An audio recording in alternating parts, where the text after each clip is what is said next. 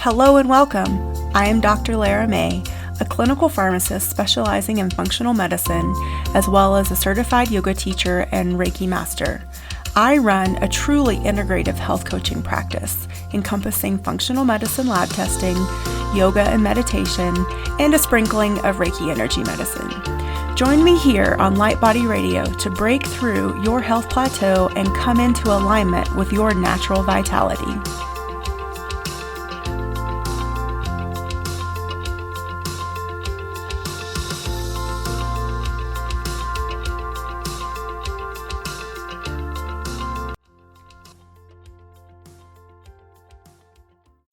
Hello and welcome to the latest episode of Wellness Illuminated. I am your host, Dr. Lara May, and today I wanted to bring to you a method of goal setting for the last 90 days of the year. I know it's crazy to think about that we're already here at this time. There's starting October 3rd forward, those will be the last 90 days of the year. And so I wanted to sort of trigger you to think or encourage you to think about how you want the rest of your year to look, what you want to accomplish, and where you want to be at the end of the year. I think this is actually a great way to set you up for preparing for 2025. And I know it seems like a little early, but you know, the holidays can be really hectic, and for some, you can get completely thrown off and distracted from your goals or those things that you're working towards or wanted to dedicate yourself to. So I have this 90-day goal planner, and I thought I would take you through sort of the outline of how to do this approach within the 90-day time container. So first of all, you know, whenever we set goals, they should be specific, measurable, achievable, relevant, and time-based. So right away, time-based is 90 days. And so your first step is to think about 3 to 5 goals for the next 90 days. I want this to be actually realistic and achievable for you. So if you tend to overcommit and spread yourself too thin, then maybe just do 3. And if you feel that you can totally get 5 things done between now and the end of the year, go for 5. But again, specific. So what are these 3 to 5 goals? And how are you going to measure that you completed them? Again, make sure they're achievable. Be realistic. Don't spread yourself too thin, and don't set them too high. And make sure they're relevant to what's going on in your life. Or maybe you have fitness goals, weight loss goals, health and wellness goals, business goals. Maybe you're an entrepreneur and are really hoping to, make a certain amount of money by the end of the year in your business or help a certain amount of people. So think about that. And then when you have your 3 to 5 goals, I want you to think about the why. What is your motivation for these goals? So I want you to write down, I should have said this before, but this will require a journal or a laptop or tablet, something, or even your phone, I suppose, but something that you can, write these down in, because keeping a journal for the next 90 days with this project will be extremely helpful and to help you be more successful and productive. So first, your SMART goals. SMART is equivalent to specific, measurable, achievable, relevant, time-based, 3 to 5 over the next 90 days. What are they? And why? What is your motivation? And I want you to write down your whys. So 3 to 5 whys for all of the total goals. And then the third thing are the action steps, your roadmap. So I want you to come up with 3 to 5 steps for each goal. So this is, again, take some space in your journal, or maybe you have like a flow sheet type of program that you like to work with on your tablet or laptop, and really define, okay, in order to meet this goal, what are the steps I'm going to have to take to get there, to make it happen, to make it a reality. So 3 to 5 steps, big steps for each one. And then the daily pages are the actual work. So steps 1 through 3 are the broad strokes. They're the outline, sort of the skeleton of your goals, what you're going to achieve over the next 90 days. The fourth thing are the daily pages. So every day, and you can do this actually at the beginning of the week if you want to do it weekly, write down 3 to 5 things that you're going to do for the week and or the day to get closer to the goal. So in step 3, you set out the broad strokes, the big things you need to accomplish in order to achieve the bigger goal. And then the daily pages, those are the individual things. So let's say you have a health goal and you want to, maybe you've been told by your physician that you're pre-diabetic and you want to reverse that. So maybe the 3 to 5 steps would be to make a food plan, to, I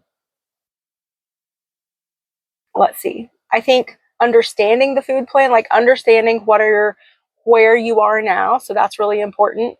And then making a plan to move forward. And then what is it going to take for you to stick with that plan? So, creating an exercise routine is also part of that. And so maybe, on your weekly pages or your daily pages, you're going to make sure you set aside enough time to have, 20 minutes of movement. And then you're going to make sure you set enough time to do some meal prepping if you can't be at home for every meal, and who can be at home from every meal. So make sure you're prepared with the foods that are healthy for you that you want to eat and that will put you on your path to success.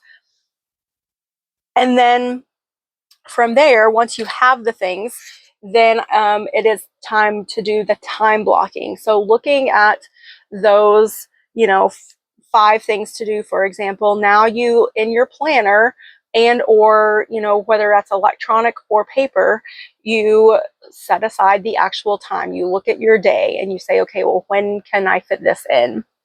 And then the 6th step is the longitudinal follow-up. So it's the looking back, and be also, again, part of this piece of being realistic and gentle with ourselves is knowing that we're not going to get everything done every single day, and that's okay. But so that's where this follow-up step comes in. So we look back and say, what did we get done, and give ourselves celebration, and what did we not get done, and say that's okay, and put it back in the calendar for the next week or the next day, wherever it fits in for you. And so this brings us to step 7, the wins and the lessons. So not beating up on ourselves, but really gleaning lessons from where we maybe fell short or where we would have liked to have performed better, or whatever that looks like for you. And so I would also suggest, starting with this, looking at the global month and then working backwards. That's a lot of times what helps me. So right now we're starting with the 90-day picture. Like what do we want to see, feel, do, and be at the end of the 90 days? And then what will that look like broken up into the 3 months? And then what will that look like broken up into the individual weeks and then back to the individual days? And making sure that when you're time blocking, you're setting aside time for free time, family time, vacations, meditation time, workout time, play, whatever play means to you. If it's walking your dogs, going hiking, camping, skiing, because winter is coming. I'm so excited. So, making sure, and it might seem a little obsessive or, especially if you haven't done this before, a little bit overdone to time block in even the fun things. But I promise you that it's really easy sometimes to get sucked in to the doing and achieving, and we sometimes forget the fun stuff. And the fun stuff is really what makes up our life, hopefully. It shouldn't be all grind, work, work, work. So that's why I encourage you, and I encourage all my clients when going through a process like this, to make sure you schedule in your calendar the fun things. So maybe it's date night with your partner.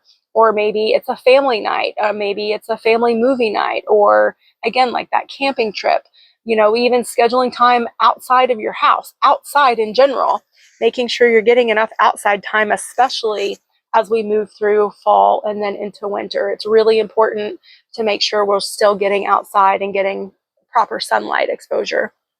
So anyway, that's it. I'll go over it again really quickly. Step 1, the SMART goals. So specific, measurable, achievable, relevant, and time-based.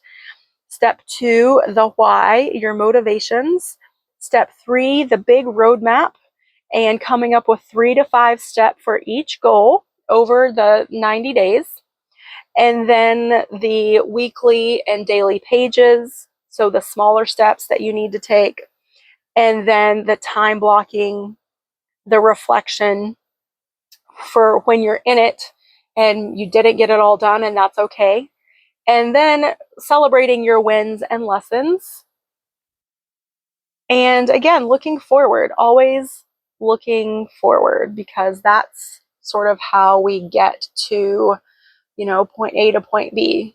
It's really easy for us to just go through life completely checked out, absorbed by the news or social media or all of these things that sort of are meant to distract us from our inner state, our inner well-being.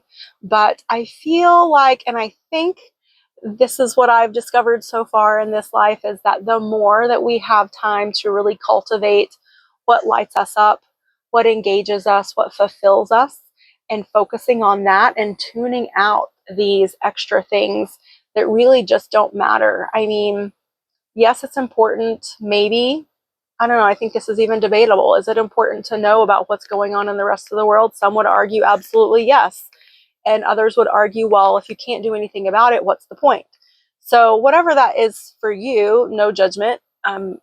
For sure, no judgment for me, because I've been on both sides of the spectrum.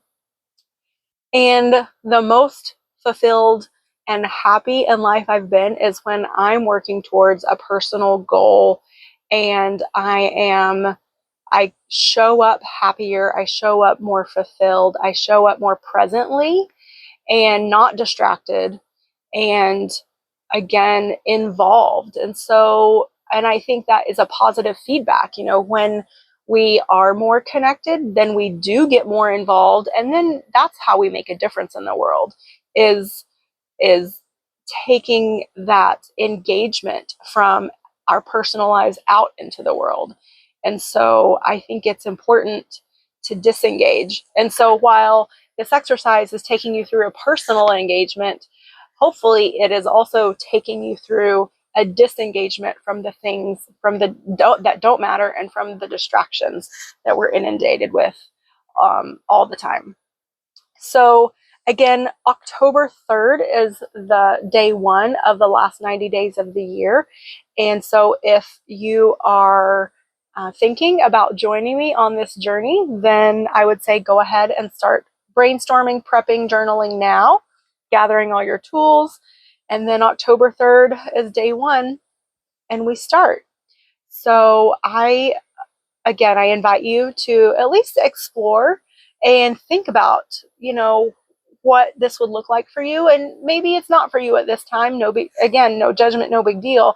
But even just going through the steps of examining that's a big step. That's a big introspection of your life and where you are and what you want for yourself.